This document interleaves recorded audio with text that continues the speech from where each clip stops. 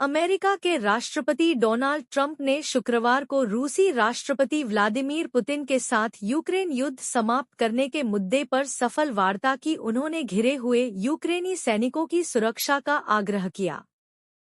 Trump ने संघर्ष के शीघ्र समाप्त होने की उम्मीद जताई और 30 दिवसीय युद्धविराम के लिए रूस और यूक्रेन के बीच बातचीत जारी है। अमेरिका के राष्ट्रपति डोनाल्ड ट्रंप और रूस के राष्ट्रपति व्लादिमीर पुतिन के बीच यूक्रेन युद्ध समाप्त करने की कोशिशों को लेकर सकारात्मक वार्ता हुई। ट्रंप ने कहा कि इन चर्चाओं के आधार पर इस भयंकर युद्ध के समाप्त होने की बहुत संभावना है। पुतिन ने भी ट्रंप को एक मैसेज में युद्धविराम प्रस्ताव पर दोनों देशों के बीच सहयोग की संभावना जताई गई। क्रेमलिन ने इस बात के प्रति सतर्कता के साथ उम्मीद जताई कि एक समझौता हो सकता है। ट्रंप ने यह भी कहा कि हजारों यूक्रेनी सैनिक रूसी सेना द्वारा पूरी तरह से घेर लिए गए हैं और बहुत कमजोर स्थिति में हैं। उन्होंने पुतिन से अपील की कि इन सैनिकों की जान बख्श दी जाए। यह बातचीत ऐसे समय में हो रही है जब अमेरिका ने रूस और यूक्रेन के बीच 30 दिवसीय युद्धविराम का प्रस्ताव रखा है।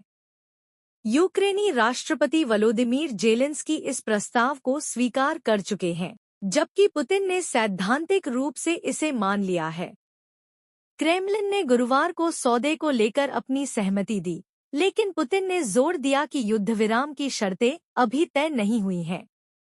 रूसी राष्ट्रपति पुतिन ने कहा, खुद विचार सही है और हम इसे निश्चित रूप से समर्थन करते हैं, लेकिन कुछ मुद्दे हैं जिन पर चर्चा की जानी चाहिए और मुझे लगता है कि हमें अपने अमेरिकी सहयोगियों और भागीदारों के साथ इसके बारे में बात करनी चाहिए।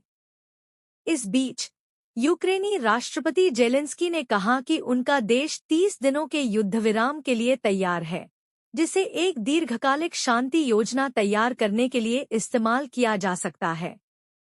उन्होंने मीडिया से बातचीत में कहा, मैं युद्धविराम को लेकर बहुत गंभीर हूं और मेरे लिए युद्ध का अंत करना महत्वपूर्ण है। जेलेंस्की ने शुक्रवार को यह भी कहा कि रूस युद्धविराम की शर्तें मुश्किल और इसे लंबा खींचने की कोशिश कर रहा है।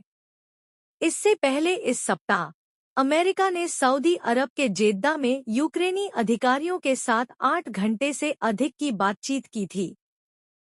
चर्चा के बाद यूक्रेन ने युद्धविराम को स्वीकार कर लिया और अमेरिका ने यूक्रेन के साथ मिलिट्री सपोर्ट और इंटेलिजेंस सपोर्ट को फिर से शुरू करने का फैसला किया है।